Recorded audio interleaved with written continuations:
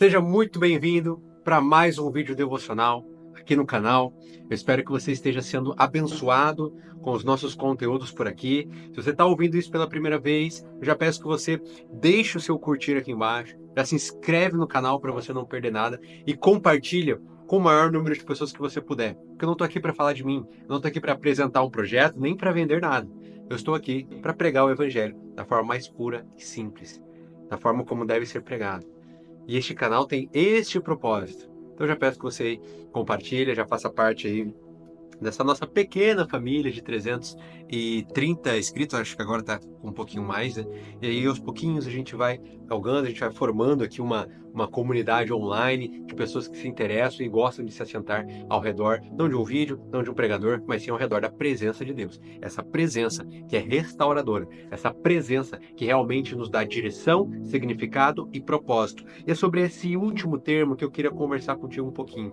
É um termo que eu pregava bastante alguns anos atrás, talvez com outros viés, talvez com outras intenções, eu admito, mas eu sinto que é necessário que a gente fale sobre direção, sobre propósito, sobre chamado, porque a gente vê muitos ditos cristãos que estão por aí perdidos, que estão por aí sobrevivendo, pessoas que não conseguem parar e pensar, pessoas que são ensinadas a obedecer uma série de regras, a obedecer um determinado alinhamento feito numa cartilha, mas não são ensinadas a pensar, não são ensinadas a discernir, não são ensinadas a pedir sabedoria do céu, não são ensinadas a destravar conhecimento, não são ensinadas a beber diretamente da fonte da revelação. E nós estamos criando uma geração de cristãos e de cristãs que são simplesmente acostumados a ouvir um recorte, a ouvir uma pregação do YouTube, a ouvir simplesmente fulano falando, mas não são capazes de ir diretamente à fonte das escrituras, entendendo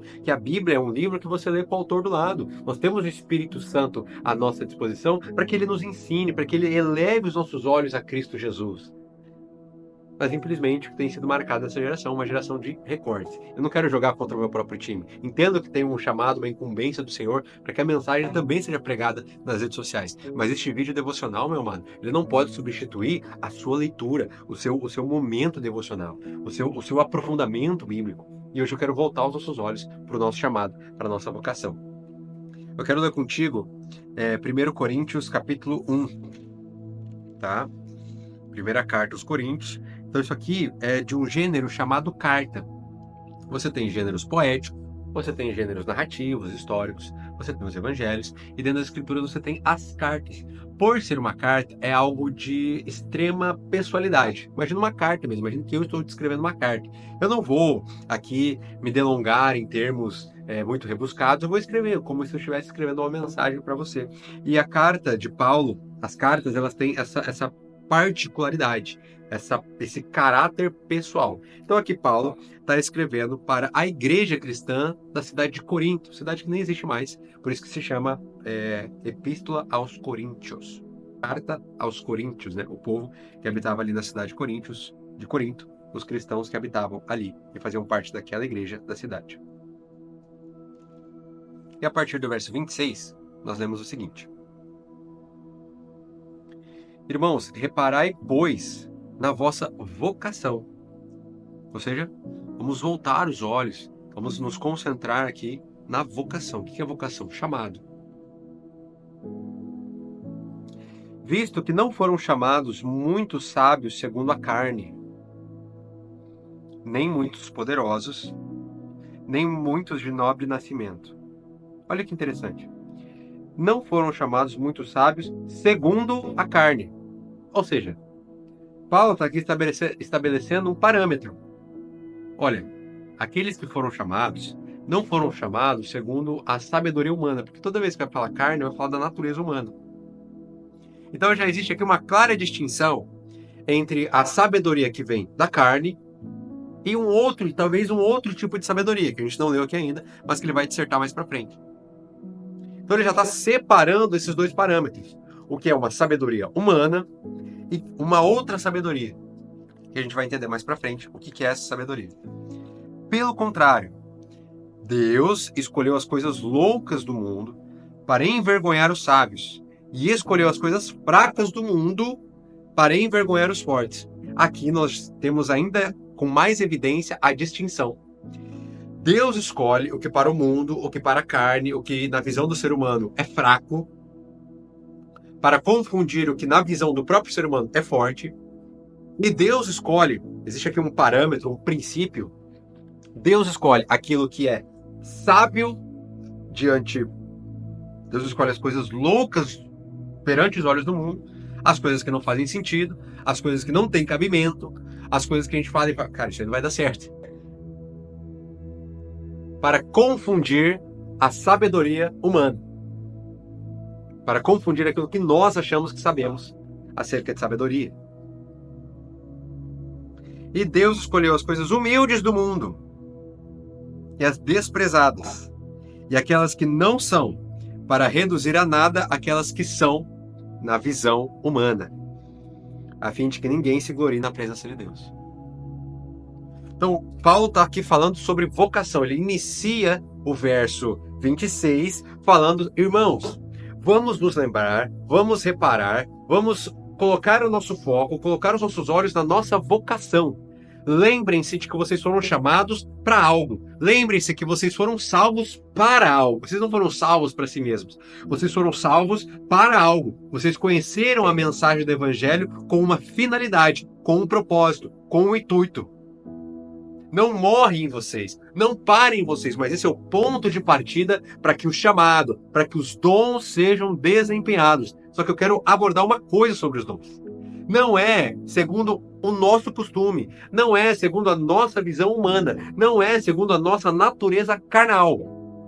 Porque Deus pega aquilo que para os olhos humanos é louco, não faz sentido, não tem cabimento, não tem como entender, para confundir aquilo que nós achamos que é sábio. Não sei se está dando para entender. Deus pega aquilo que nada é para reduzir a nada o que acha que é alguma coisa. Então Deus levanta em nosso meio, talvez aquela pessoa que aos nossos olhos não tem a mínima capacidade. Deus levanta em nosso meio, talvez aquele pregador que sequer sabe sobre oratória. Que sequer já teve uma aula sobre oratória. Deus levanta em nosso meio, talvez aquela pessoa que não tem a melhor técnica vocal para ministrar ao Senhor. Entenda, isso aqui não é uma permissão para que as coisas do Senhor, para que a vocação seja realizada de qualquer maneira. Eu fui chamado por Deus, então não preciso estudar, não preciso me capacitar, porque não, a Bíblia não dá aval para isso. Por isso que a gente precisa fazer uma leitura completa, uma macrovisão bíblica, e não retirar ideias de um único texto simplesmente. Porque o mesmo Paulo vai nos instruir a buscar com zelo os dons espirituais, a sermos diligentes, a interagirmos com a graça que nos é dada. Para que aquele chamado que foi colocado no nosso coração, não de acordo com a nossa capacidade, mas de acordo com a vontade de Deus, ele seja desenvolvido. Então, se eu prego o Evangelho, que eu estude e me capacite, seja profundo biblicamente, para conseguir transmitir a mensagem do Senhor de forma clara para as pessoas. Se eu ministro louvor, que eu desenvolva debaixo do meu instrumento, que eu desenvolva a técnica vocal, para que eu consiga ministrar da forma mais clara e excelente possível. Só que essa busca por zelo não deve se transpor à essência, que é o chamado de Deus. Não deve ser uma busca por excelência simplesmente por um desejo de autopromoção, por um desejo de ser reconhecido. Mas não, tem a ver com corresponder com a graça que me é dada. Sabe, talvez o seu chamado não seja para pregar num púlpito, mas talvez o seu chamado seja para pregar no seu lar, porque o ID ele é para todos. Talvez o seu chamado não seja para ministrar louvor diante de uma plateia gigantesca.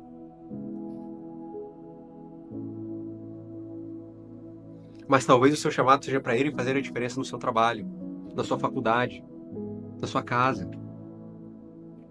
Todos nós que aceitamos Cristo como Jesus, como nosso Salvador, Senhor, recebemos do céu um chamado. Qual que é o seu chamado? Qual que é a sua vocação? Para que Deus tem separado?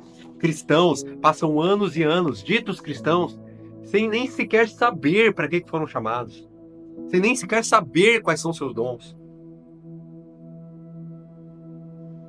Verso 29. A fim de que ninguém se vanglorie na presença de Deus. Diante de Deus não existe lugar para vanglória. Portanto, a nossa busca por excelência não deve ser para vanglória, não deve ser para sermos admirados, deve ser por simplesmente corresponder àquilo que o Senhor nos deu. Senhor esse que não nos chama segundo padrões humanos, que não olha para as métricas humanas, que não olha para a performance humana. Mas muitas das vezes ele pega aquilo que é louco para confundir aqueles que se acham sábios. E pega aquilo que nada é para reduzir a nada aquilo que acha que é alguma coisa. Verso 30. Mas vós sois dele, em Cristo Jesus, o qual se tornou da parte de Deus sabedoria e justiça, e santificação e redenção, para que, como está escrito, aquele que se glorie-se no Senhor. Se quisermos motivos para nos gloriar, que seja no Senhor. A nossa tendência natural pecaminosa é passarmos a vida buscando motivos para que possamos nos gloriar, buscando motivos para que possamos ser reconhecidos pelos homens. O Evangelho trabalha numa perspectiva diferente. E ele vai continuar no capítulo 2, dizendo da seguinte forma: Eu, irmãos, quando fui ter convosco, anunciando-vos o testemunho de Deus, não o fiz com ostentação de linguagem ou de sabedoria. Porque decidi nada saber entre vós, senão Cristo Jesus, e a este crucificado.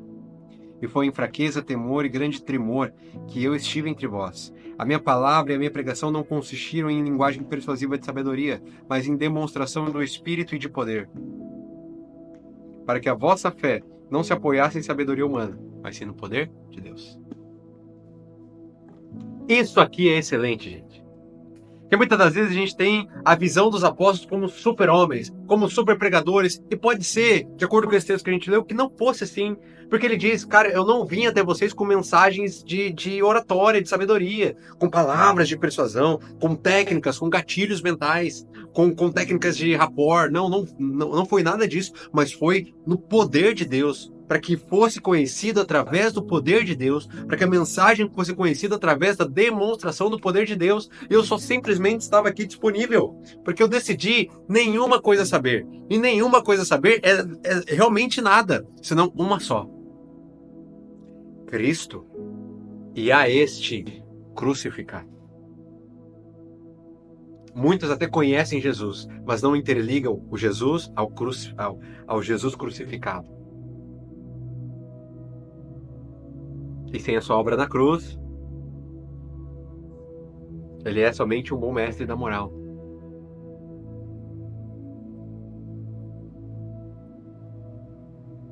Decidi nada saber.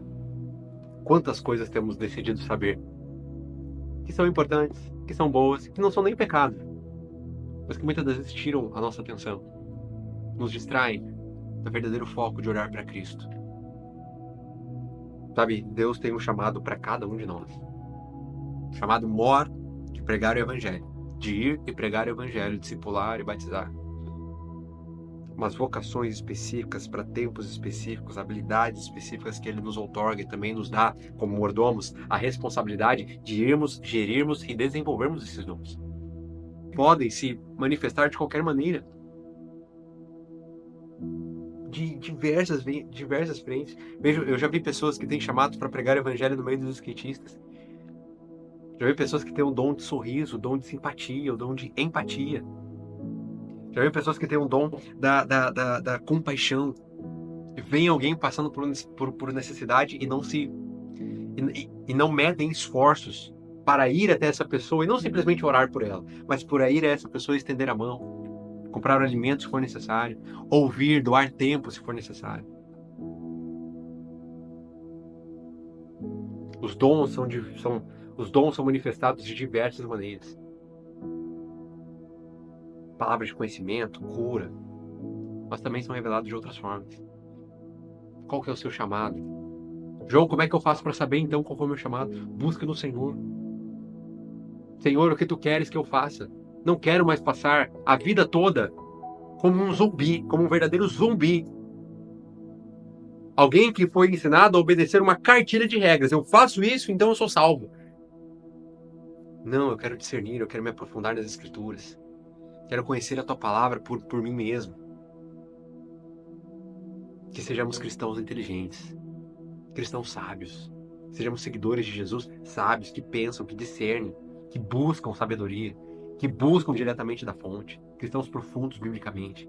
Que possamos executar, com a ajuda do Espírito Santo e com excelência, o nosso chamado. Porque Deus não nos chama segundo os padrões humanos. Então talvez você esteja aí entendendo qual que é o seu chamado, mas esteja dizendo, não, isso aqui é grande demais para mim.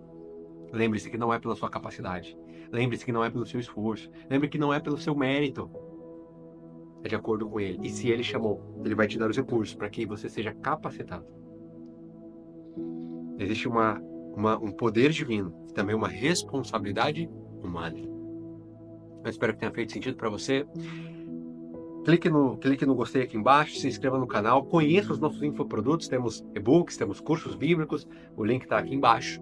E eu vejo você no nosso próximo conteúdo.